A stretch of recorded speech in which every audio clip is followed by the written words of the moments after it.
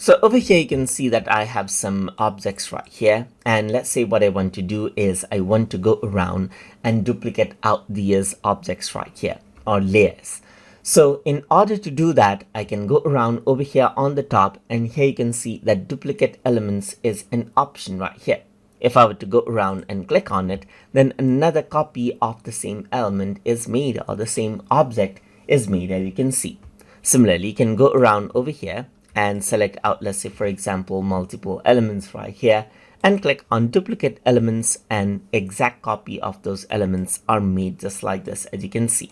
So that is what you have. So if you have some object right here, let's say for example, with certain property, you can go around and duplicate it out, and what happens is that another copy is created. Keep on clicking on duplicate right here, and you can create multiple copies, as you can see right here, just like this. So you can simply go around over here, select it out, hit duplicate, and all of the copies are made out just like this, as you can see, with the exact properties. So that is how duplicating elements work inside of Polotno Studio. So hope you guys learned something as always. And as always, please like, comment, share, and subscribe.